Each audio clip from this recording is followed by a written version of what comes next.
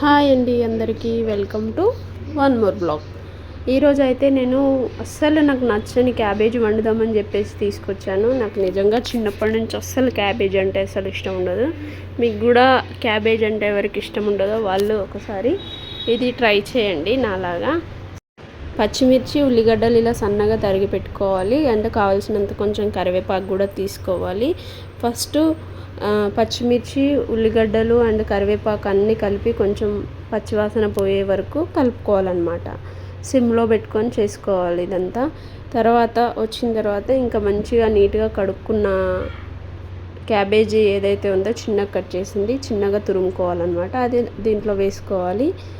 వేసిన తర్వాత సిమ్లో పెట్టుకొని చాలాసేపు ఆయిల్, వెల్లుల్లి పేస్ట్ అన్నీ కలిసేలాగా మంచిగా కలుపుకోవాలి. అండ్ పసుపు కూడా ముందే వేసుకోవాలి. సో అవన్నీ కలిపిన తర్వాత కొద్దిసేపు మూత పెట్టేసి ఉంచుకోవాలన్నమాట, అన్నీ మిక్స్ అయిన తర్వాత. నాకైతే ఈ కర్రీ చేయడం ఇదే ఫస్ట్ టైం. నేను కూడా యూట్యూబ్లో చూసి నేర్చుకున్న తర్వాత నాకు నచ్చితేనే చేస్తున్నాను. అసలు క్యాబేజ్ అంటే నాకు అసలు ఇష్టం ఉండదు, కానీ ఇలా చేస్తే బాగుంటుందని ట్రై చేస్తున్నాను. సో మీకు కూడా నచ్చితే మీరు కూడా ట్రై చేయండి. ఇలా చాలాసేపు కలుపుకున్న తర్వాత మూత పెట్టేసి ఉంచండి.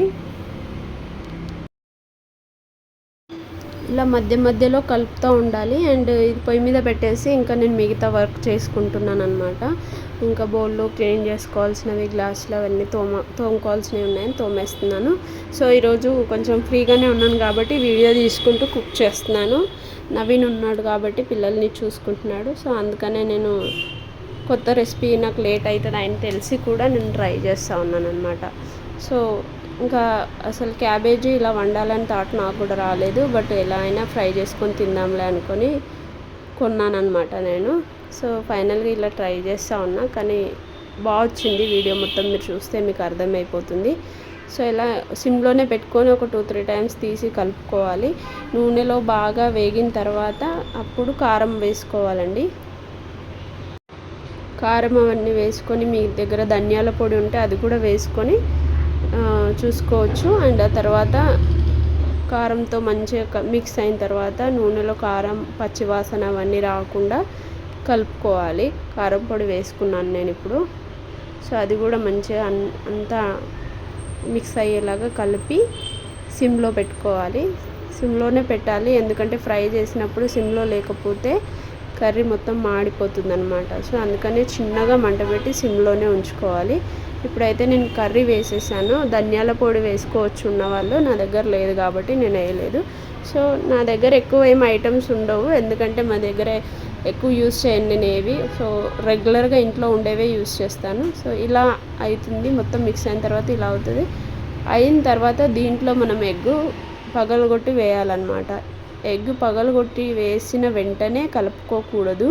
సో ఎందుకంటే అది మొత్తం మిక్స్ అయిపోతుంది. ఎగ్గులు పగలగొట్టి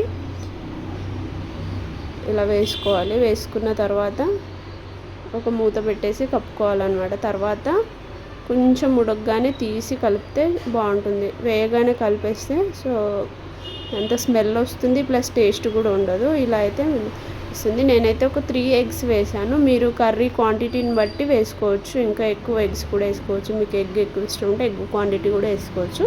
నేనైతే ఒక 3 ఎగ్స్ మాత్రమే వేసాను ఒక హాఫ్ క్యాబేజీకి. సో ఈ రెసిపీ అయితే చాలా బాగుంది. మీరు కూడా ఎప్పుడైనా ట్రై చేయండి, సింపుల్గా క్విక్గా కావాలంటే. అండ్ ఎవరికి ఎక్కువగా ఇష్టం ఉండదో వాళ్ళు ఒకసారి ట్రై చేసి చూడండి. నాకైతే